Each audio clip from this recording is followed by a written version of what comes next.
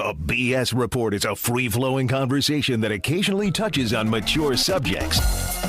The BS Report. The BS Report with Bill Simmons. Welcome to the BS Report. It's Tuesday. I said we weren't taping another one this week, but there's just too much NBA going on. Zach Lowe and I were talking yesterday, and we decided to do a podcast. How are you? Happy holidays. Happy holidays to you, too. Let's just start with Josh Smith, since that's one of the weirdest things that's happened in a while. I can't remember exactly this situation happening before where a team says, here, just go. We're paying you. We're not going to save any money. It doesn't help our cap. Just please leave. Just go. I don't remember this ever happening before. Ooh, there have been times where like teams banished guys away from the team, but never, always with the goal of trading them or finding a way to make them go away without, stretching the cap hit out like this. Yeah, this is crazy, man. This lit up the holiday season. The NBA has really managed to do something interesting every 3 or 4 days for 2.5 straight months, basically. Just like every time you think it's starting to die down, something else weird happens. It's a weird season. Weird, entertaining, the whole thing. But we knew Stan and Josh Smith were not a match made in heaven. We made jokes about it before the season. Jalen and I did our Detroit preview. We had an animation of Stan's head blowing up. Like, this was a match made in hell, or marriage made in hell. And the crazy thing to me is Josh Smith is actually going to make more money than he would have had he just done well with this contract. He actually has a chance now to add financial value to his life based on his Detroit experience. Can you believe that? I think that's true, right? I mean, Detroit gets a little bit of a set-off, but I think the set-off applies to their cap and not to like his actual salary. So I think he will get to make additional money, even if Detroit gets a minor, relief on their cap. But yeah, it's incredible. And look, I mean, people want to hate on Josh Smith, and I get it. And everyone gets it. He's like enormously frustrating. He takes a gazillion horrible shots. His athleticism has declined or appears to have declined, but like he's pretty good. And he's pretty good in the right role, which is A, never play him at small forward, and B, don't ask him to do too much, and C, just take him out of the game if he ever shoots from outside of 10 feet. But he's okay, and like the West is so competitive that like if you just gave Big Baby's minutes to him, or you gave John Lure's minutes to him, or I'm just like throwing out random names like that could make a difference. I agree, and I think Dallas and Houston are interesting because if he goes to Dallas and they just plug him into that Brandon Wright, don't do anything other than roll to the hoop and be athletic role. He could be good at that if he wanted to, if he, it would be a little bit of an ego blow. And then Houston, they love having bigs like Josh Smith. They tried to sign Josh Smith 2 years ago. They have a little bit of an inside track because he's close with Dwight Howard. The other team that I was waiting for them to get involved yesterday, because I had heard they were going to get involved, and then finally it came out they're getting involved, was Miami, because they lost Josh McRoberts for the season. It's not, it would be a very Miami, Pat Riley, Spoelstra type of thing to redeem Josh Smith's career. And why do I feel like that's like the best fit for him? What do you think of that? Well, I mean, they just need bodies right now, especially with Bosch hurt too. He doesn't really fit the way they play.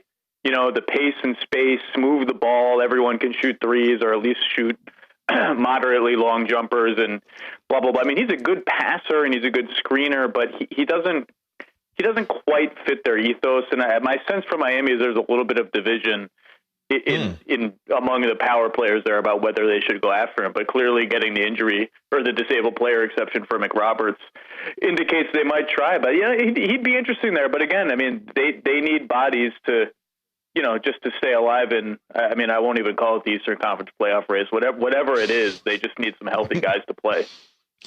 Yeah, I mean, I was thinking from the perspective of if he's going to get to a playoff team where he's playing potentially 35 minutes a game, that's the team.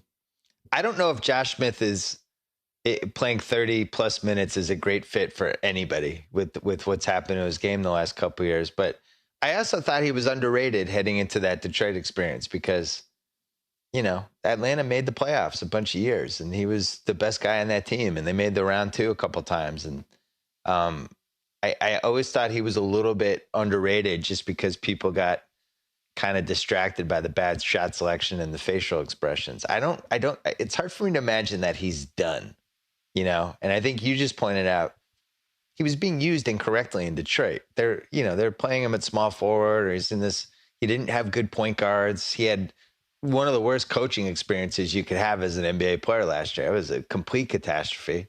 And then this year the coach didn't want him. So I hesitate to say the guy's done, Oh no, he's definitely not done. But the Tom Haberstroh tweeted this today, and it's he has like 8 dunks this year, which is way down for him. His shooting at the rim has been really bad, but that's been like a plague in Detroit. None of their big guys can hit a layup to save their life this season.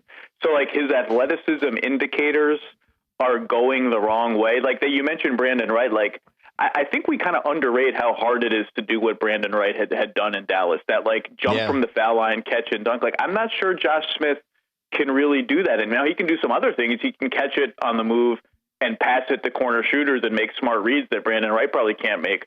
But I'm not. Just the athleticism indicators are not good on him right now. And look, I mean, like I was talking about this with a front office guy last week. Those good athlete guys who don't learn like old guy skills, who don't learn how to shoot, especially they can age fast. Like Gerald Wallace went from good NBA player to unplayable in like the blink of an eye. Yeah, it's true. And there's been other times where you think that's going to happen to somebody, and then they all of a sudden develop this second act. Like I thought Shawn Marion was going to be one of those guys. I thought he would be at, basically where Gerald Wallace is right now, but he managed to kind of figure out how to reinvent himself. I think Vince, who's more talented than all the guys we're talking about here, but Vince was another guy who reinvented himself. I don't know if Josh Smith cares enough to reinvent himself, but if he is that close with Dwight Howard, and Dwight Howard was the best man in his wedding, and he does have something to prove. He's also only 29 years old, which is amazing. I felt like he was like 38. I mean, I know he wasn't, but it just feels like he's been around forever. So, Houston would be fascinating. I think just for the on paper standpoint of it, I think it would be incredible if Dallas ended up with him, just because you think about the summer of 2013, they carve out all that cap space for Dwight Howard or Darren Williams. They don't get either of them. All they have is Dirk. Dirk's like the only asset on the team. Jason Kidd spurns them. He goes to the Knicks. And in less than 18 months, they added Monte Ellis, Tyson Chandler, Rajon Rondo, Chandler Parsons, and then they would add Josh Smith. Like if I just told you all of those names in July, you would have thought I was insane, right? Yeah, and they haven't really given up a lot of stuff other than cap flexibility, obviously, to get all those guys. And the linchpin, clearly, at least for Parsons' purposes, is that Dirk took a third of what he's worth, which is insane. But yeah, no, they've already, with or without Smith, they've gotten talent at low cost, and they're going to have to work out the fit issues. But yeah, Smith, he'd be interesting there. I mean, look, without Wright, they're playing like Charlie Villanueva and Dirk together. Like that really can't sustain. They're trying Greg Smith. They're playing more small ball. They hate playing Dirk at center, and they've broken that out a couple of times. And Jermaine O'Neal just had this bizarre series of tweets, right? Not bizarre, but he teased like he was going to tweet his decision about what he was going to do. But so far, he said like 6 tweets about how hard this decision is for him and how he is physically. He says he's physically better than 60% of the bigs in the league right now, blah, blah, blah. But he still hasn't said what the hell he's going to do. Everyone kind of thinks he's going to go to Dallas, but if he doesn't, they definitely need another big body. Yeah, the Rondo trade has spawned this, people wondering how he's going to fit with Monte and was it worth it and all this stuff. Like, just in a vacuum, it was worth it because their point guards were terrible. And anybody who thinks Rondo isn't better than all the point guards they had by a significant margin is insane. But they decimated their bench. And that's like yesterday I watched them play Atlanta. Yesterday was a secretly good hoops day. There was a lot of good games last night. Yesterday. And, there's Charlie Villanueva. And you're thinking, so this is maybe why this wasn't that great of a trade for them, because not only was Brandon Wright, a really good 20 minutes a game for them, but, I like Jay Crowder. I think he's a really good defensive player. And to lose both of those guys, just you can kind of feel it. And there is a little pressure on them now to add people. And it's easy to get role guys in February, especially after buyouts, but it's still an issue right now, I think, don't you? Yeah, no, definitely. I mean, they need another big body, and Wright for them off the bench was underrated and really, really good. And they're playing guys who are marginal rotation players now. They're playing guys out of position, and we know they don't want to play Dirk at center hardly ever to expose him to that kind of banging. It wasn't really an issue against the Hawks last night, but they need another guy. And Crowder, we'll see if he amounts to much in the NBA, but he's a prospect worth looking at. And it's going to be really fascinating. I mean, Rondo has hurt their spacing. You've seen it in the first two games, and it's going to take a while to kind of sort that out. Look, talent wise, clearly it was a no-brainer just to get a guy of Rondo's talent. I'm not a big Rondo guy. I think he's a little bit overrated. I think it's going to be a complicated fit for them, but he's worlds better than their other point guards, and I get why they took the risk. It's going to be very interesting to see kind of how it all works out. I mean, the West is a freaking bloodbath. Yeah, you wrote about the trade right after it happened, and you presented basically both sides, why it could be considered a good move and why it couldn't. It was a very Spock-like column. You saw both sides, and it was fresh, it was new. Maybe you didn't want to go on a limb one way or the other yet. It feels like now you're leaning a little bit against it. Is that fair? No, I think ultimately, if you put a gun to my head, if I were Dallas, I would do it, because I think it's he's clearly, look, they were not going to win the West with the defense they were playing, and he gives them a little size, a little length, a little tenacity. I think he's overrated as a defender too, but compared to the guys he's replacing, he's decent. He'll help them on the boards. Like, if they want to win a championship this year, this is helpful for them, and I think maybe they can re-sign him at a non-max contract, and you've got like a guy going forward for the next few years that can play with Dirk. I just think people remember Rondo from like 3 years ago against Miami doing crazy stuff and think that's who Dallas is getting. And we haven't seen that player. And there's the assumption that he'll just flip a switch and it will come on. But like, he was in a contract year this year. Like, he should be contract year Rondo. And he was just frankly not that good on either end of the floor. And he's just a weird stylistic piece that kind of halfway doesn't fit the way they've been playing offense. It's just, he's a weird piece, and he can't shoot, and he mucks up your spacing, and you've got to mix him in there. And ultimately, I think you bet on Rick Carlisle to figure it out, but it's a risky deal. Yeah. I was talking about this with one of my friends yesterday. Contract year Rondo, I do feel like a huge part of him in the contract year was he just didn't want to get hurt. And that was just why I watched more Celtics than usual this year, just because I kind of like the team. And I just always got the sense from him, just as somebody who, still played a lot of pickup basketball until recently, you can kind of tell when guys don't care if they get hurt versus when they care. And the way he was playing to me looked like a guy who just wanted to get through the season without an injury, which is a terrible way for him to play. Because I thought one of the things that made him great was he would be occasionally reckless. He would switch on, he would just go barreling into the lane and barrel off big guys. And he just wasn't doing that. He never took charges. Defensively, he wasn't as bad as like Kobe, but he was definitely below average. He wasn't trying that hard on defense. And it's one of defense is funny. Like, it takes people, like, there's like a 2-year lag time between when someone's defensive ability changes one way or the other, when people, media and fans realize it. And like, Rondo's in that, like, people still think he's an all defense kind of player, and he just hasn't been for 2 or 3 years at least. But I think on Dallas that can come back pretty quickly, and you could even you can see it in the last 2 games, because some of the stuff he does is just unique to him, like the way he floats around and tries to sneak behind guys, and the way he helps and the way he jumps.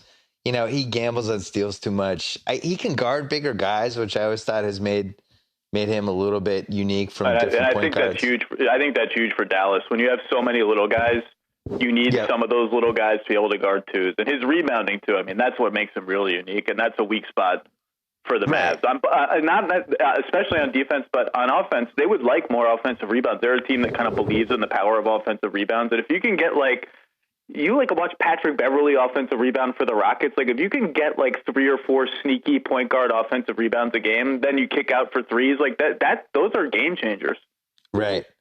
Well, then the other thing, you talk about the spacing, and I agree. It's going to take them a little bit of time to figure it out because they got Chandler too, and you don't want to get in the situation where OKC was the last couple of years, where you're playing 3-on-5, and it's just easy to kind of focus on the 3 guys in the last 6 minutes. But Rondo, and he had this skill too, especially during the peak of Pierce, KG, and Ray Allen. He has the ability when he doesn't have the ball. People always think like, oh, he's just going to stand there and you can lay off him. Like that's not what he does. Like he's sneaky. He's cagey. He moves around like a cat, and all of a sudden he's along the baseline, or he's suddenly doing a cut for a layup, or he's kind of lingering, waiting for the rebound. He's always up to stuff when he's locked in. And I think that's the guy that Dallas is getting. In Boston, he would just give up the ball and just stand there. He wasn't. And I do think they had to trade him. It was too bad that was the way it worked out. But, not just for what we were seeing from the games, but from what I was hearing, in practice, when you have your guy who's the unquestioned best guy in the team and the quote unquote leader of the team, and he's just not going hard in practice at all, that puts a coach who's trying to get through to young players in a really bad spot. And I think they knew they had to trade him. What's crazy is Dallas really had the only good offer. They weren't really bidding against it. I think Danny maybe made them think there were other people, but from what you've heard, there was no other good offer, right? From what I heard, the Lakers made it known that they would have offered Nash Houston's pick that they got for Jeremy Lin in a second rounder. And so Houston's pick is going to be wherever it is, 24, 25. So that's a little bit qualitatively worse than Dallas's offer, but not miles worse. And then just there aren't that many teams. I mean, he's an expiring contract. He wants a big max contract in the summer. He's going to be a free agent, and he plays at a loaded position. And I don't start ranking the point guards. I don't know if he's one of the top 10 or 12 point guards in the NBA anymore. They just weren't going to gin up good offers for that kind of player when some of the crazy teams, A, are bad. So it's not like they're scrambling for playoff seeding, and B, have cap room in the summer and could just sign him without giving up anything. And, I wrote this, but the ACL tear, it was horrible on every level for Boston. And it was horrible for trade reasons because it wiped out the season when they would have gotten something for him. And that was last season when the team that gets him can say, hey, we have him for this season and, training camp and a full season after that to really get him into our team and make him want to stay here and see what we have. And that's the Darren Williams trade happened on that timetable. And It just wiped that season out for them. I think the Darren Williams trade is your best case scenario for a trade like that. And I think, Rasheed Wallace, Rondo, people like that, the in-season trade where there's just no market, but the team knows they have to get rid of them anyway. I think that's the worst. Both of us have heard that maybe Dallas wasn't as unanimous with this trade as we thought. I've heard varying things on Carlisle. I've heard that he was against it. I've heard that he was lukewarm on it, and I've heard that he was in on it, but I tend to believe the lukewarm to not as into it version. If you're Carlisle, that you knew what you had with the team you had, you weren't going to probably win the title, but you weren't going to take any heat for it. Now you bring Rondo in. Monte Ellis has a head case history, but has been great for Dallas. But in the past, especially in Milwaukee, definitely got a little head casey. Now you have 2 of those guys. And then you're talking about bringing Josh Smith in too. If I'm Carlisle, I don't have any hair left to lose, but I'm losing whatever hair I would have lost, I feel like. Yeah, I've heard divided things, and I've heard enough divided things that I don't really know what the truth is about, who wanted him and who was a little nervous about it and all of that. But I will say this, the more I cover the NBA and the more I talk to people, I've learned that you can't underestimate the importance of training camp and just the security of having a guy in camp to learn your system, to learn his teammates and all of that. And and on the flip side, the difficulty of incorporating a guy in the middle of the season. I mean, teams don't like to do that. It's more challenging than I think we think from the outside. And then you throw in the fact that he's a completely unique player. It isn't easy. I wouldn't be surprised if the coaching staff thought, "Whew, man, we're rolling here offensively. We're really playing well, and now we gotta reinvent the wheel a little bit." Yeah, and that what you just mentioned is huge and something that people don't really think about that much. The other thing that people don't think about is just familiarity and how important it is with basketball. And you can feel it whether you play pickup or wherever. When you're playing with people you don't know, there's always a little bit of a hesitation or, oh, I thought you were going there, but you went here. And it just takes a while. We even saw it with Cleveland, and we're still seeing it with Cleveland. Like, you put that many new players on a team, and it's going to take a while just for them to reach a average level of familiarity. And then, hopefully after years and years and years, that familiarity becomes what we saw with the 2013 Heat or something like that. I thought Dallas's best advantage from what I saw the first 6 weeks was how it just seemed like they knew how to play together. And the some of the parts wasn't as good as the actual whole. And now they're in a situation where it's parts again. And I wonder, if you had to pick New Orleans or Phoenix to make a run here, would you pick either of those teams to make a run, or just you don't think either of them will? I don't. I think the playoff race is over. I mean, I wrote this today, but I don't. I mean, the Pelicans are in 8th. Phoenix is in 9th. Oklahoma City is in 10th. But that's a false reading of the standings. Oklahoma City is in 8th. Just put them there, and they might get higher than that. And then you have to think, who are those other teams catching? Who in the top? So they're already 5 and 6 games behind the 7th and 6th seeds, and barring an injury, I just don't see any of those teams falling apart. Now, injuries happen, and if you're New Orleans and Phoenix, you have to continue to play as if you might get a break like that. But I think Phoenix is a better team, a more cohesive team, even though they've had some chemistry issues and some really bad home losses. But New Orleans, a game ahead of them, and they've played a really, really tough schedule, whereas Phoenix has played a pretty easy schedule with a lot of Eastern Conference teams. So I guess I'd pick New Orleans just because the schedule is going to lighten up for them in January. But I don't really think either of those teams has a realistic chance to make the playoffs. Maybe I'm wrong, but I don't see it. Well, you're making one mistake. You're looking at those teams like they're finished products, and I'm not sure New Orleans is, because the X factor with New Orleans is if they miss the playoffs but they don't get a top 3 pick, it goes to Houston, right? So, well, that's the thing. They have no trade assets left. Well, you're right. Yes, they don't have any trade assets left, but they have one move to make. You know what it is? There's a move where they take on more salary for a slight upgrade that you only do if you're kind of slightly panicking and you're going to lose your first round pick if you don't make the playoffs. There's a move out there. I don't know what it is. I'm kind of in suspense right now. You're in suspense? It's a team. It's a team that lives very close to where you live. It's a guy who makes a lot of money. Well, there's 4 guys. I mean, you're describing at least 4 guys in the general New York City area. Joe Johnson. Well, a lot of people have mentioned the Joe Johnson, Eric Gordon possibility, and I've been told repeatedly that no, from both sides. But I mean, I guess. So the Nets save some money. The Pelicans get a player who's actually healthy and pretty good. I think they'd have to do some salary gymnastics because Joe makes so much more than Gordon does. But their contract's expired. No, it's 50. He's 15, and what's Johnson, 21, 22?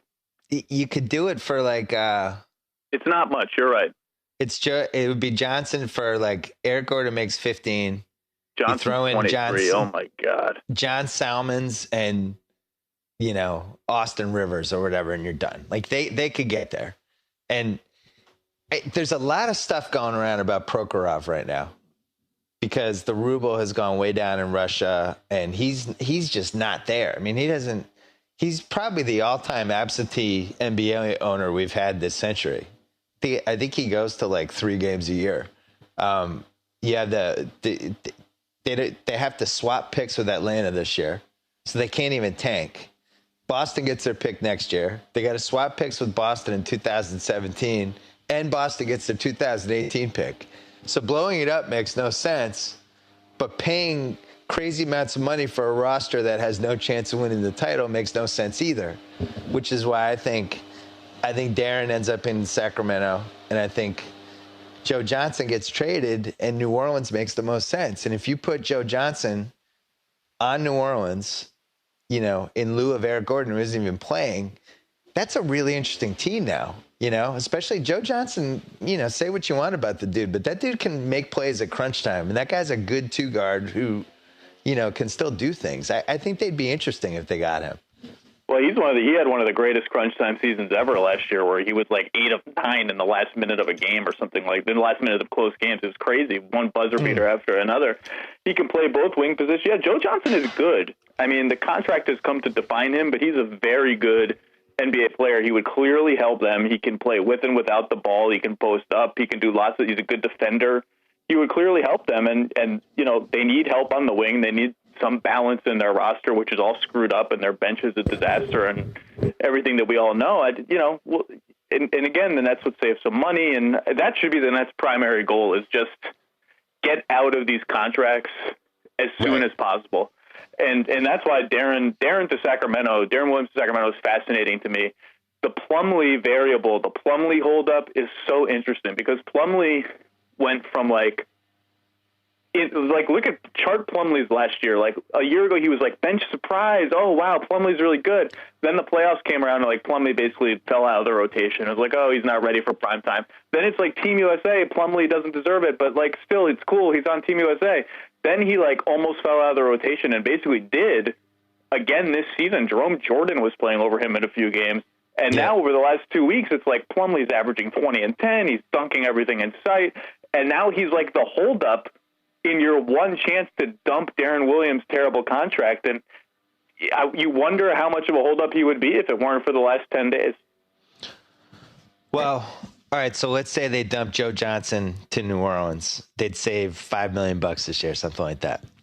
If they could figure out a way to dump Darren on the Kings, save another $4 million, and then you buy KG out in February and you save 2/3 of his salary, which I think he would do, because he'd just immediately go to the Clippers or wherever. And I think he's tradable too, but it's just a matter of, True. he can dictate right. because of a no trade. But so they're at, I don't know how accurate this is on Hoops Hype. They're at 91 million right now. They could get under 80 with 3 moves. And then at that point, I forget what is the luxury tax number? Is it's high 70s? 777. Yeah, at that point, 76.9. Although actually, the part of that number is $4 million for Travis Outlaw, which is an amnesty. So those 3 moves would get them under the tax, which is what they have to do. And I think that's their plan. And Joe Johnson, again, has been defined by his contract, but I think he's a better player than that. And I also don't mind getting Joe Johnson, because now it's just this year and next year. And next year, that's a giant expiring contract that either he's still good or that becomes a real trade asset. I don't mind paying Joe Johnson $24 million in 2016 if I can trade it. So can you trade it though? I mean, expiring contracts just aren't worth much anymore, especially ones that are that big. But it's not a bad thing to have. I mean, for me, the Nets, the savings is nice. Saving Prokhorov some money is nice, and all of that. To me, their only path to being interesting as a franchise until they start getting their picks back is in free agency. And the only way they can really get there and be power players is to start getting off of this money. So, even if even if you have to take back crap for D. Will, the crap doesn't run as long as his contract runs, which has 2 seasons left after this one at a disastrously high number. So you can start being active, at least trying to get new guys in there. But I mean, it almost doesn't matter. They have no avenue to being good in the next 5 years because they don't have their picks.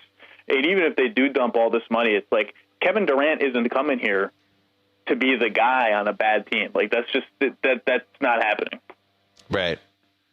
What is it's? Have you ever seen a team get ruined with more moves than I can't remember a team not having a future for this long while also not having a present, without having some sort of gigantic injury or something.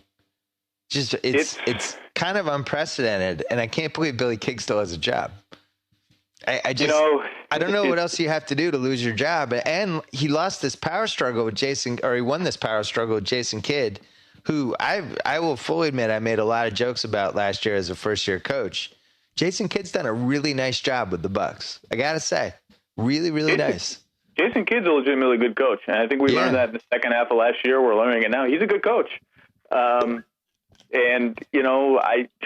if the Nets miss the playoffs this year, which again in the Eastern Conference that's actually hard to do, especially if Boston has if Boston has a Jeff Green trade in them, they could fall back, and then it's like Orlando, Indiana, Charlotte. These teams are 10 games under 500 right now. They're the next teams in line. Orlando has a bunch of home games coming to them. They've already played 20 road games. It's like, are you really, do you really have faith in them to make a run? But if they miss the playoffs, I do think, and even if they just get the 8th seed and get destroyed in the first round, I don't think Billy King survives it. I just don't. And we'll see. He's survived everything else. But it's just, it's just bad. They're bad, and they have no avenue to get good. And I think the Garnett Pierce trade and everything they gave up just for a year, Pierce and Garnett, who just immediately fossilized as soon as he joined them, is on the short list of worst trades ever, potentially. I don't know if the majority of NBA fans know that Atlanta is going to swap picks with them this year. Atlanta's 20-7 right now. Atlanta could conceivably, that could be like the 24th pick or the 23rd pick, something like that. And Brooklyn could be the 9th pick. And Atlanta kind of under the radar, starting with the miraculous Joe Johnson trade, which is another one of the worst trades, but just to dump that salary. How did they get pick swaps as part of this trade? I mean, that's the ultimate due diligence reminder. Like, just ask for stuff to see if you can get it. And don't give up stuff just because you want to get something done. Like, that's all that is. That's Atlanta being like, okay, can we get this? Like, might as well just ask for it. And that's the Nets being like, oh yeah, we just want Joe Johnson so badly. Like, just whatever, pick swap. Like, that's not going to be an issue. And like, now it's an issue.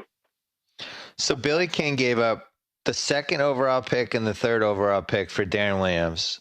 He gave up the 6th overall pick, which turned out to be Damian Lillard, for Gerald Wallace. Now that's an all-time bad trade. That's an all-time bad trade. That is like that. We're going to be telling that's 50 years from now. We're going to be talking about that trade. That, and the day of the trade or the day after the trade, he came out and said, we only think there are 3 good players in this draft anyway. Right. So unless it's because it was a top 3 protected pick. So if it falls outside the top 3, who cares? And well, okay. I mean, but he said that in February. We hadn't even seen the March Madness yet. Because the draft changes every year from February to June. That was incredible. And then gives away. Look, Portland literally could not believe that trade was available to them. Anyway, please continue. Well, and then they lose there were 2 Joe Johnson pick swaps, right? Yeah. It was 2013 and 2012 and 2014 or something. I think there was a double 15, pick swap. But I can't remember. 13 and 15. And then the Celtics got 16 and 18 unprotected, which is incredible. Unprotected. And then the pick swap in 17.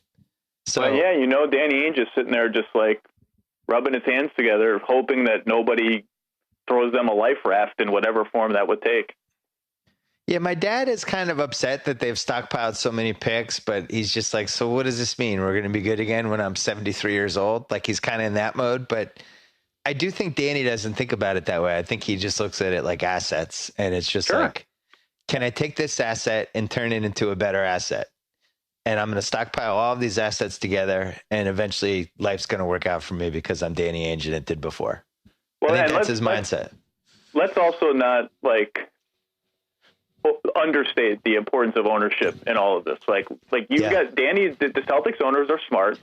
And they understand that strategy, and they give Danny the green light to basically do what Danny thinks is best in pursuit of a championship. I mean, that's what the Celtics want. They want stars or draft picks that can get them stars to try and build a championship team. And the Nets had an ownership that said, we're moving to Brooklyn. We're spending $1 gazillion on the arena and the team. We want to be good right away at all costs, and we'll fire you in 5 seconds if we don't think you're executing that. And like, that's how you end up with trades like this. That's how you end up with New Orleans trading all of its draft picks to try and get to 500 as soon as possible. Like that stuff really, really matters. Yeah. And that, they've kind of slid under the radar with that, but it mildly tragic. The team they put around Davis, when you think about it, just not, it was a little bit like what Cleveland did with LeBron, those first few LeBron years, where there was this race to be good. It's over what Oklahoma City did with Durant, which was just, let's say it's a marathon, not a sprint. Let's let this breathe for a few years. Let's just take lottery picks and not do anything crazy. And also let's recognize that you don't win the championship when your best player is 21 years old, ever. Right. And the Ashik trade, I like the Ashik trade, except they're going to lose that pick now, which means they will have lost 3 first-round picks for Ashik and Drew Holiday, and then it also puts pressure on them to sign Ashik. You also need luck with this stuff, Oh my God! I was thinking, like, if you're the Bulls right now, after having watched Mirotic, who you and I both really like, would you rather have Carmelo on this Bulls team and no chance to have any sort of anything other than Carmelo, Joakim Noah, Rose, versus the team they have now? I guess Jimmy Butler would have stayed. Versus the team they have now and the flexibility they have with Gibson and Mirotic and not having Carmelo take every shot at crunch time. I mean, that is one of the all-time fork in the roads, and they would have happily signed Carmelo, happily. So you need luck. You just do. And I'll say this for New Orleans. They're getting slammed left and right, and I don't think all of it is fair. Number one, because of the ownership thing. Like, if you want to get good fast, the best thing to do is trade picks for established players. Like that, they're better because they don't have Nerlens Noel and Elfrid Payton and a first-round pick. Like, they're qualitatively better.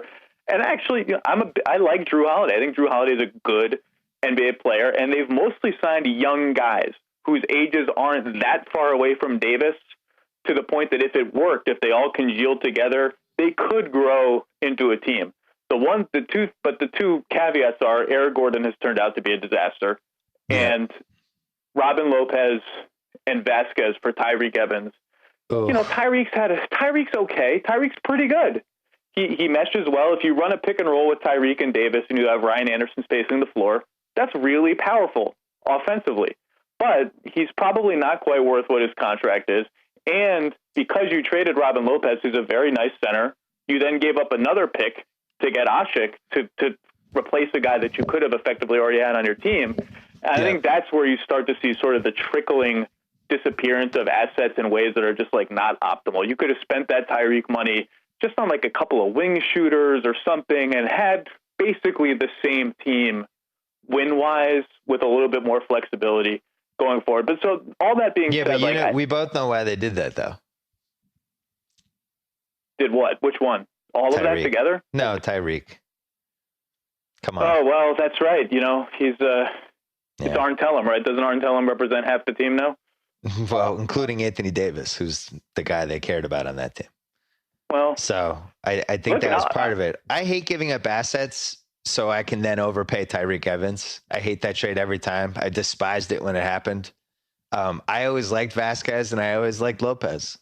That you can win. You could have a playoff team and have those guys as your 5th, 6th, or 7th guy. It's not a disaster. And the timing is everything, right? Look at the team that has Lopez now. Portland. Portland is a team that absolutely should consider flipping a first-round pick for if they got a first-round pick. If they could get first-round pick and I'm just making this up, Myers Leonard, and a minimum salary if you need it for Wilson Chandler, to just beef up your bench and be a wing player that can come in and play 20 minutes. Maybe it gives you a little more versatility to play small ball when Aldridge sits if the matchup dictates it. That's an asset play that makes sense because Portland has a chance to win the championship. All their guys, except for Lillard, are prime age, and Lillard is basically in his prime anyway. That's a timetable asset play that makes sense in a way that New Orleans didn't quite make sense. I think Portland will sniff around deals exactly like that, by the way. Portland's good. Portland has won me over. I like Portland as well, and they're the number one Jeff Green candidate for me. That's kind of the perfect Jeff Green spot, right? Jeff, you need to play 25 minutes. You'll never have to shoot a shot in the last 90 seconds of a game if it's tied or we're down one. And he'll be like, that sounds awesome. I hate shooting in the last 90 seconds. Can I just shoot when we're up 10? He'll be great. He'll be perfect. It's I like Jeff Green, it's tough for them to carve out. Well, no, they could do it. They could cobble together enough salary. It's just I wonder if they look at Jeff Green. See, like the Jeff Green's played almost all the three at small forward this year for Boston. Some teams look at him as more of a 4 or a hybrid, and they just don't want small ball 4s because LaMarcus doesn't mess well with those guys. He wants a 5 next to them. But yeah, I mean, I think Portland will sniff around for sure. So LaMarcus doesn't like the small ball 4s. Well, no, I mean, like that's been an issue. He's always said, "I want a banger next to me." When they used to play Gerald Wallace at the 4 and LaMarcus at the 5, they would kill teams, and he would say, "I don't like taking the banging down there. I'd rather have a big time center or a big body next to me." And that's why they went after Hibbert. That's why they got Lopez. Like that's their MO. Yeah. And so I don't see them really downsizing. But if they could add a wing player that could sort of take the like CJ McCollum, Will Barton, Steve Blake at the 2 kind of minutes and upgrade them, that's powerful. Well, they have the Robinson and Wright expiring contracts, which gets them almost to $7 million. Then they have Joel Freeland, $3 million expiring. Myers Leonard's 2 years left, but cheap money. And McCollum. You see, he took 7 threes last night. Who did? Myers Leonard. Really? Yeah, he can shoot. He's a good shooter, but 7 threes is a little bit much. Yeah, you mentioned how they could upgrade the Steve Blake spot. Steve Blake's been prominently involved in this Blakers season. I wasn't prepared for that. I thought he would have been more likely to see him on with Cassidy Hubbarth on the ESPN NBA show at 12:30. No, he's okay. This is like his 19th time playing for the Blazers. They love him there. He probably has like 4 second homes there. Yeah, some guys are just one team is the right team for them, and that's it. They can't play for the other 29. But for whatever reason, one team is the right fit. Maybe that's one. The other guy that's back to the Celtics trade for 1 second. They could get something really good for Brandon Wright if they decided they didn't want to keep him. He's 1 year, $5 million. They traded him for him, and this is why I really felt strongly that they were going to move Rondo before the end of last week, because they can now spin Brandon Wright and Crowder before the deadline. I also think Crowder, for a team like the Clippers, would have real value. I feel like Crowder would play crunch time for the Clippers. He's better than Matt Barnes. Am I crazy to think he's better than Matt Barnes? I think you might be a little bit crazy to think that. Okay.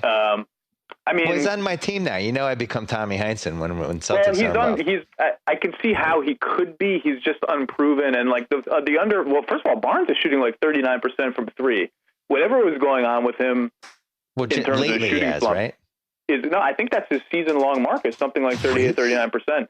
But that doesn't mean anyone guards him. You know what I mean? Like the spacing effect is still there. It'll gradually change. 36%. Okay, 36. He's been in a slump lately then. But he's like he's feisty. He rebounds. He really cuts in smart ways off the ball. Just has a high basketball IQ that fits well with that group. Maybe Crowder could do that. I'm not convinced. I'd rather have Jay Crowder. I've already seen what life is like with Matt Barnes. And I just think the Clippers, it's weird to me that sometimes you watch them, they should be like one of the most athletic teams in the league, right? And sometimes I watch them and I think this team's not athletic enough, which is a weird thing to say about a team that has Blake Griffin and DeAndre Jordan on it. But especially you feel it at the 2-3 spots when Redick's chasing around whoever, like a guy like Westbrook goes against them and it just seems frightening, like, all right, who is the perimeter guy who can match this guy athletically? I feel like they need to make a trade, but they have really no assets to make the trade. And Doc, the GM, has been awful. I think Doc, the GM, should go after Josh Smith. Really? I would. You can fit the prorated minimum. I'm 95% sure you can fit the prorated minimum under the hard cap because they're hard capped. And I hate their bench. Other than Jamal Crawford, I hate their bench. And it's weird because Hato's shooting 50% from 3, Big Baby's shooting 50% overall. I just don't think they're good. And I think if you gave Big Baby's minutes to somebody better, that could be helpful. I agree they need another piece. I mean, it's crazy. They might be the 7th best team in the Western Conference right now. It's just insane. It's like the Western Conference is just, this could be the greatest conference ever in a single season. I mean, it's unbelievable. Yeah, I'm really lukewarm on the Clips. I think Christmas night will be a great test for them. I don't like what I've seen from Blake this year. I feel like there's just something missing this year, whether he's not 100% healthy or whether he's waiting to dial it up or he's doing too much off the court or he's got some injury we don't know about. I don't totally understand. I think he's looked pretty explosive lately. You don't agree? Like in the last 2-3 weeks, I think he's made some posts. Like he's looked like old Blake to me the last couple of weeks. I haven't been to a game in 2 weeks. The last one I went to was the Phoenix game, which he was starting to look like Blake. I will admit. But I don't know. I voted for him for 3rd MVP last year. You know, when you think of it in that context, it hasn't been the same season. I don't even think he would make one of the top 2 All NBA teams this year. The way he's played now, numbers aren't super like early. All that different. I'm looking it up. I mean, it feels like that, but he's shooting 49%, which is a little bit down. But that's almost all because rebounds are way down. Rebounds and free throws are both down, and those are like athletic kind of indicators, but he's still taking 7 free throws. His rebounds are down. They've been up a little bit recently, Well, his field goal percentage is down from 53 to 49. Yeah, that's all jumpers. Rebounds are down 9.5 to 7.7. That's not good. I guess it's not all jumpers. He's shooting 69% at the rim, which is down from the mid-70s where he's been lately. I don't know. Just the numbers are what they are, and I guess they're a little bit down. The eye test for me the last 3 weeks has been mostly encouraging. But, the margin for error in the West is non-existent. Like, they need peak Blake, period. They need last season's Blake if they want to have a chance to win the championship. Hold on. I'm going to bring in Charles Barkley for 1 second. Hey, Blake Griffin, if you can't average 2 rebounds per quarter, that's an embarrassment. That's terrible. That's terrible. Seriously, though, he should be averaging 2 rebounds a quarter. Breaking news, retired NBA player thinks current NBA player isn't good enough. Shocking development. Every retired player thinks everyone stinks and the game is going to hell. Every single one of them. I know. Jerry West is probably number 1 on that list. That'd be good power rankings. I think Jerry West hates basketball. He just hates what's happened to it. He can't take it. If you put like 1 drink in him, he'll go on some sort of soliloquy. So you did your Western Power Rankings and you had OKC number 1. Clearly, I'm an insane person. What did the Warriors do to offend you? Nothing. I'm riding with healthy OKC. Okay. And I know it's crazy because they're going to have to come from like 6, 7, or 8. I'm not betting against them. If they're healthy, they were going to be my pick to win the title this year, and then everything went to hell for them. And I kind of wrote a column that said I would have picked them. This should be their year. And now that I'm confident KD is going to be back. He's not playing tonight, but that's just his little ankle thing. I think they're the best team. Obviously, Scott Brooks is the primary source of anxiety when it comes to making that pick. But they've come very close before, and if they had been healthy the last 2 years, they might have made the finals and won a championship already, aside from the finals appearance they already had. I just think I'm Westbrook, Durant, and Ibaka healthy in their primes is just scary to me. Now, that said, would it shock me if they lost in the first round? Of course not. The Western Conference is insane. They could absolutely lose in the first round. And no matter what seed they get, if they somehow rocketed up to like number 3, they could still lose in the first round.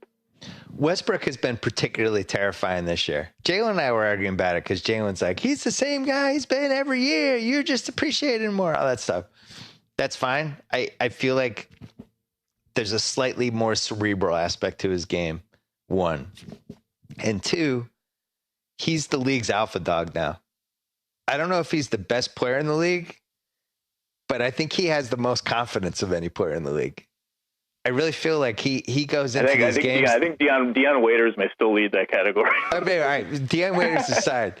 I think Westbrook goes into these games now and thinks like, I'm destroying everybody and nobody can handle me. And athletically, I'm superior to all of you. And that's his attitude. And LeBron used to be like that for years and years. And whether he's picking his spots now or whatever's going on with him, I just don't feel like LeBron is like that game to game. But if you watch Russ, I don't care what game it is. It could be, Charlotte on a Tuesday night. It could be TNT, Golden State. It could be some Saturday night game in Minnesota. He's playing the same way every time. He's just balls to the wall, and he's just in the zone.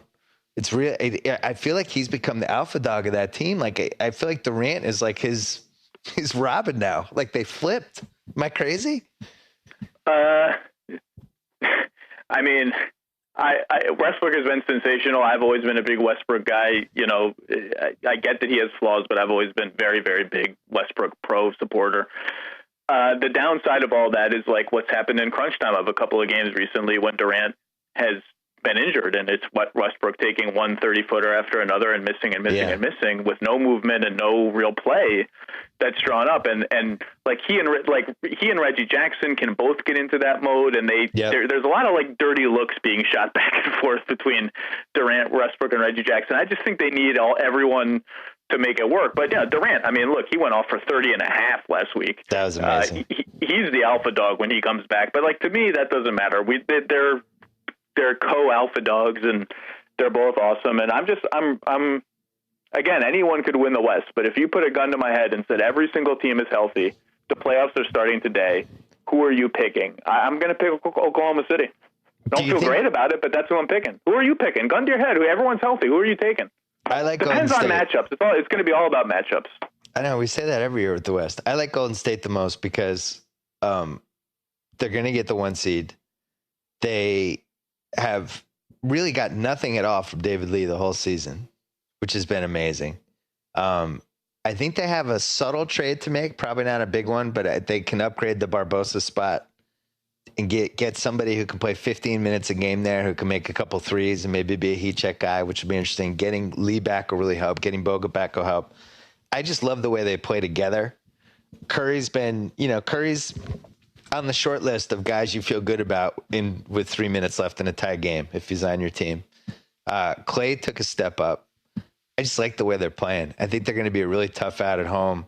And as you point out with OKC, there's a slight chemistry thing going on there because you also have Reggie Jackson playing for the new contract. I'm going to say something nice about OKC. I like Roberson. I think they might have found something with him. You obviously can't play him and Perkins, or you can't put him with another guy who's a zero shooter because then you're going 3-on-5. But I think Roberson is a better option at that kind of guy who stands in the corner spot, even if he's not a great 3-point shooter. At least he's a great defensive player. Well, you just described their starting lineup. They play Roberson with a guy who can't shoot. It's just Steven Adams now instead of Perkins. And Steven Adams is better by like a mile than Perkins. Yeah. And that's part of the reason why I like this Oklahoma City team. I feel like some of the wrinkles have been just ironed out enough that they can do it. Now, that said, there will definitely be playoff games in which they have to take Roberson out immediately because he airballs 2 straight. Yeah, he'll airball 2 straight corner threes. Nobody will guard him, and Morrow or Jackson will have to come in, and that's fine. Those guys are good. Like, I feel like they have good enough depth, and that Scott Brooks can feel comfortable doing that.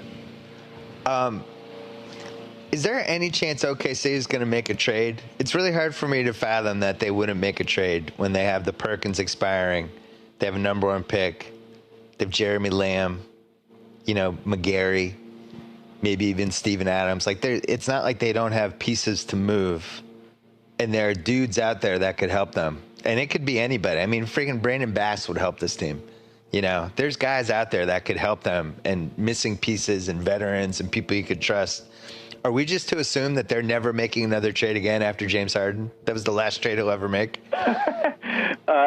They'll try. I just think they're justifiably cautious in terms of, dealing away of an asset that's going to be good for the next 6 or 7 years for short-term help that, may not move the needle. And some of the names you've mentioned, Bass, DeFallo, guys like that, I mean, they're nice. They're luxuries. They might make a difference in 1 or 2 playoff games, and that could be enough. But, when you're already as good as they are, I think you have to weigh that risk. And Adams, to me, is untouchable unless it's a blockbuster, so cross him off. Well, untouchable? Unless it's a blockbuster, unless you're getting a big player. I mean, because Steven Adams is a good young center. Like, there just aren't very many of those.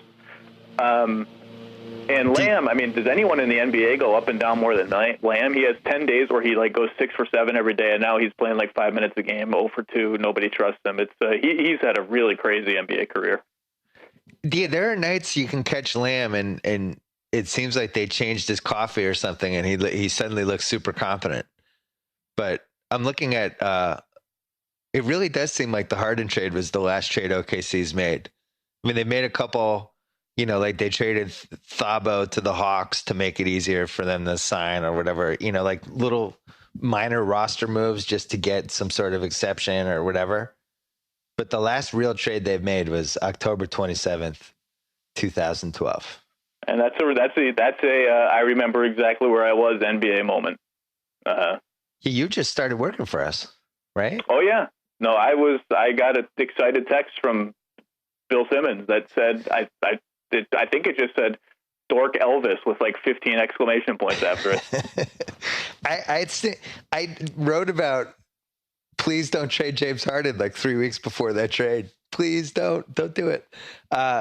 Do you think we have broken the record this year for most fan bases who feel like nobody appreciates their team enough? I feel like we're there. Well, I mean, you've got the usual suspects, right? So Utah thinks everyone hates them or ignores them because they're in Utah. Toronto thinks there's a vast American conspiracy against the Toronto Raptors and everything in Canada. So those are like hilarious. Both you and I are super pro Toronto, and yet I get emails all the time from people asking why I hate Toronto. Well, and I think part of this is because the Western Conference is so good, right? So when you power rank the Western Conference, someone has to be number 8 and someone has to be number 7.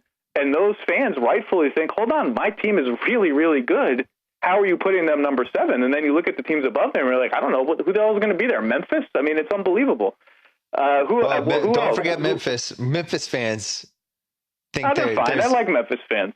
Oh, I like Memphis fans too, but they're always convinced people aren't talking about them enough, especially after they had the back-to-back wins last week against San Antonio. There is a certain like, I mean, I get it. If you're one of those, if you're a New Orleans fan or a Memphis fan, but take Memphis specifically.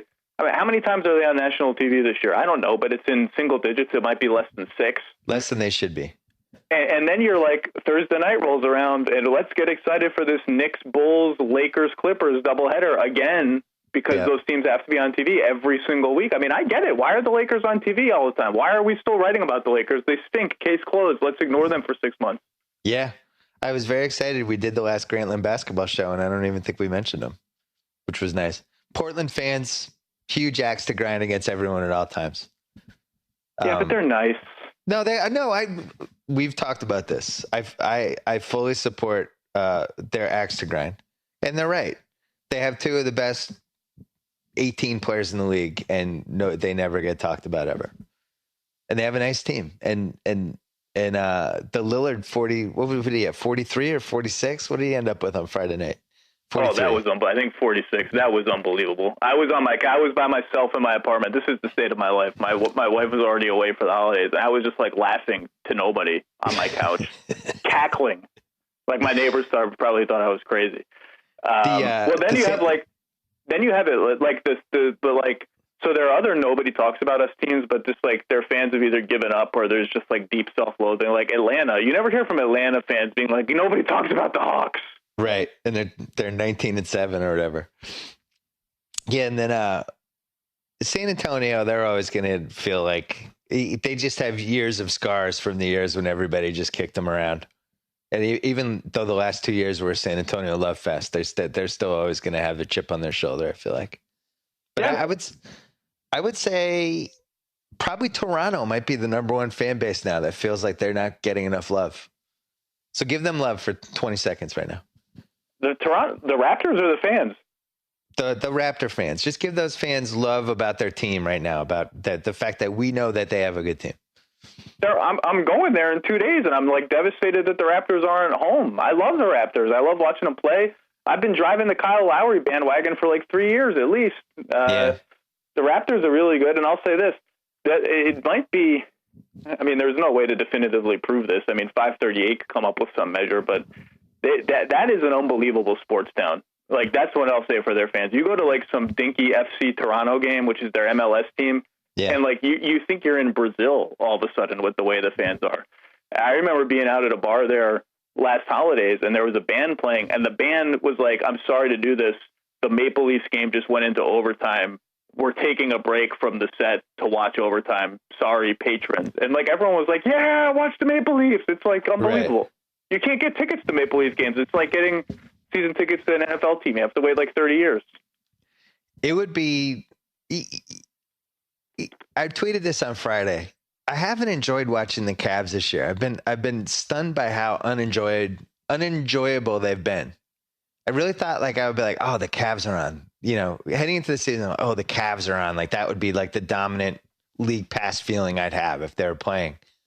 And the reality is, I really like watching Toronto and Washington, and I don't really like watching the Cavs. Maybe that'll change, but I just don't enjoy them that much. I love watching the Wizards, and I don't know if it's how much of it is just a Paul Pierce, you know, having grown up or having that guy grow up with the Celtics and became what he was, and now he's kind of settled into this savvy, crafty, veteran leader guy who occasionally makes the big three. Like I love that he's at that phase.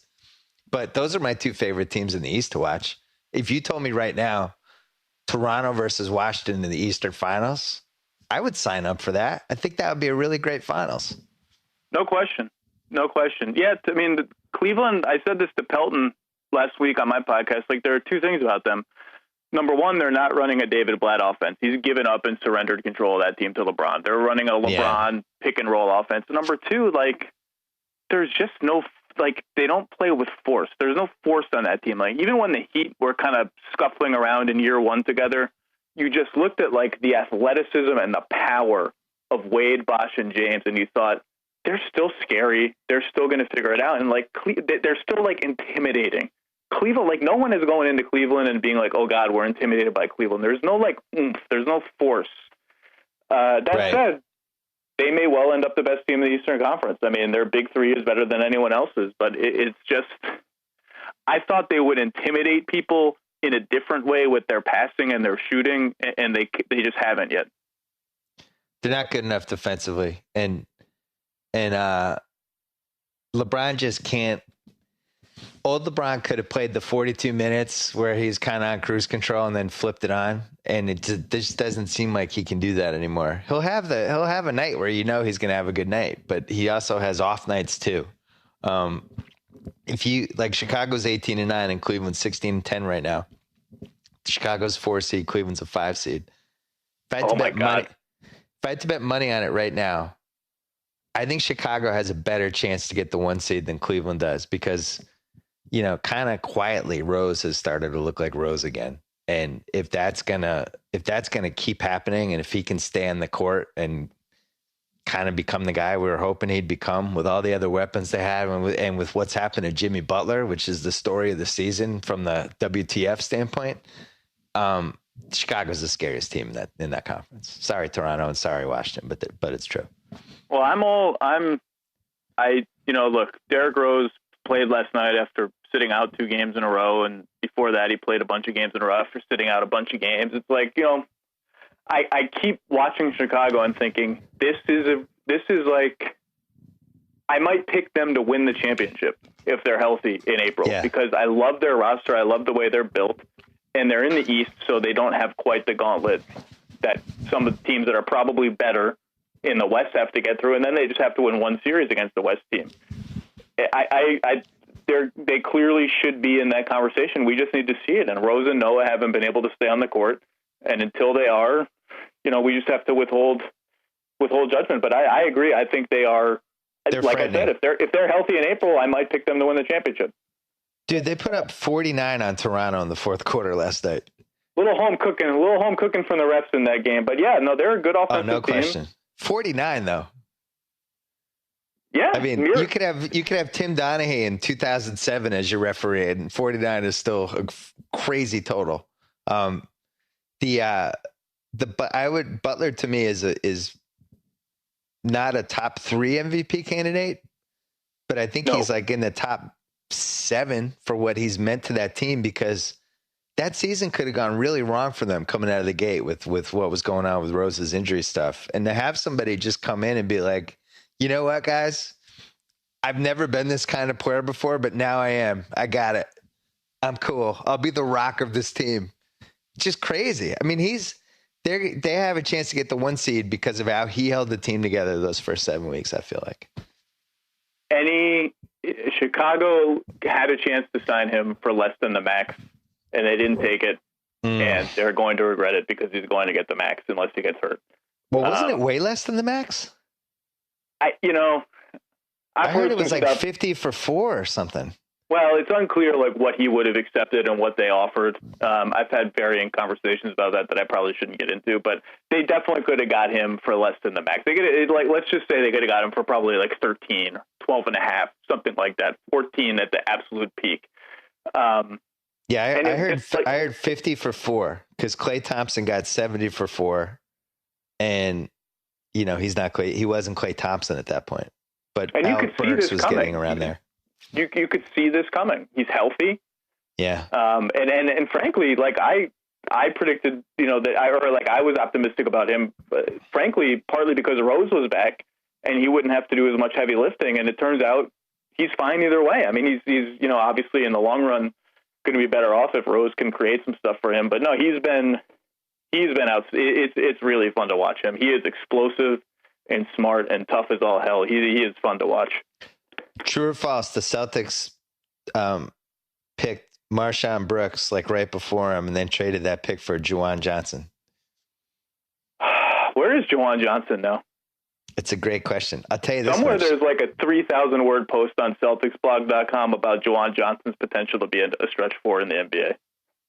I just want somebody to find me the one 6'11", 200-pound guy who just needed to put on some weight, who ended up making it at the end of the first round of an NBA draft. Was that the same draft as Fab Melo, or is that a different draft? See, now you're trying to hurt my feelings. Sorry. No, Fab Melo was the year after. The Celts, I think you're right. The Celts, they did the J.R. Giddens over DeAndre Jordan. Sullinger Melo were back-to-back. That's right. The Melo one was like just instantly a cross off. There was never a point in my life where I felt like that pick was making it. It was like, oh, I'm crossing that off now. Wait, he's just getting his hat. No, I'm crossing it off. I'm done. But that was your classic. We have back-to-back picks, and we're willing to just like take the 3% gamble because we feel like we have an extra chance. So let's just do it. Yeah, I'm not gonna bring that pick up to Mike Zarin until about 2020. I feel like they'll probably wait till next decade to make fun of him. Probably still a little raw. All right, Zach. I think we hit everything, right? I guess, yeah. We talked about a lot of teams. I don't know who else we should have. Yeah, that's it. I think we hit everything. I don't want to talk about the Knicks, and I don't want to talk about the Lakers because they're both terrible, and who cares? I agree. Let's end it. We didn't talk about the Kings. Did we already talk about the Kings on a previous podcast? We didn't. No, we never talked about the Kings. All right, let's do that quickly, and then we'll finish it. Yeah, the Kings. I guess that's all I got. Ty Corbin is the head coach of the Kings. They're not playing 4-on-5. They did play a lot of small ball last night, but Golden State kind of offers that opportunity. I really thought Ty Corbin was going to play. Like maybe we'd see like 3 possessions of 4-on-5. Josh Smith will sign up to play 4-on-5. It was the best thing about it is Harrell and Bob's Twitter feed. Now that Sacramento has announced they're going to play a faster pace with Ty Corbin, it's really like they're just baiting him. It was like they had a meeting in the King's office to decide how to bait him the most they could, and this was it. And then you see he's calling plays for the bench. I thought you were playing a faster pace. Point guards are slowing it up and looking over them. It's like, what's going on? And then Golden State just blows them out of the water with a faster pace. Sacramento is out of its mind. And they're capable of anything. And if you don't think they're trying to figure out a way to trade for Darren Williams and Joe Johnson at the same time, you're lying to yourself. I mean, it's impossible with the cap, but they're capable of anything. They're in the Tyson zone. If you put yourself in their shoes, you can kind of start talking yourself into Darren Williams. And then you step back and you're like, Darren Williams is the second highest paid point guard in the NBA. And he might be the 15th best point guard in the NBA, maybe 14, 13. 17, and he makes the second highest salary. Like just think about those two numbers, 2 and 15. You don't get that guy. You say, we can fill the position in other ways and spend that money in other ways and be more efficient at it. Just like stop, like you can nitpick the X's and O's and think, oh yeah, he can play with Cousins and like he'd be a third option and blah, blah, blah. Just if he's 2 and 15, that's it. Stop the conversation. Well, and the other problem with Darren Williams is his contract isn't even up next year. No. It's up in 2017. You get 3 years of him. But that's what I'm saying. You can talk yourself into it because like even with that, that's when the cap's going so far up probably that you can take in that contract and still have flexibility. And this, like, you start having this internal monologue and they just stop. Say, no, you don't pay the 15th best point guard, the second highest point guard salary. Just avoid it. Just stop. Just hang up the phone. Hang up the phone and do something else. And going back to what we were talking about with Luck at the beginning of the podcast, if Darren Williams says, you know what, Mark Cuban, I'm in. I want to be a Maverick. How screwed are they? They wouldn't have been able to do anything else. Their team would have been Dirk Nowitzki, Darren Williams, and Brandon Wright. It is funny. It is funny. Everyone hammered him for not showing up to that meeting because of Shark Tank. And including myself. That was one of my favorites. I love making fun of him for that. That's great. It all worked out. Yeah, all worked out. And I guess we'll see what this can be interesting couple months heading to the trade deadline. We will have a lot to talk about. Zach Lowe, enjoy the holidays. Thanks for all your hard work in 2014. I thought you had a career year. Kevin Pelton said it was the best year of your career. He ran some PR writer metrics and was really impressed. I don't think Kevin actually did that, but I'll take it. Happy holidays. Say hi to our friends in Toronto. Tell them we do respect their team and we like watching them. And we will talk to you in 2015. Have fun. Happy holidays to you and yours. Thank you. And happy holidays to everyone out there. Enjoy the Christmas marathon on ESPN and TNT. I will be at the Warriors-Clippers game, and I am delighted about that. I cannot wait to go to that. I'll talk to you after the holidays. Take care. Target the sign off. Whoa. Thank you for downloading the BS Report with Bill Simmons. Too much fun. Check out more podcasts at the iTunes Music Store or at Pod Center at ESPNradio.com. Peace out.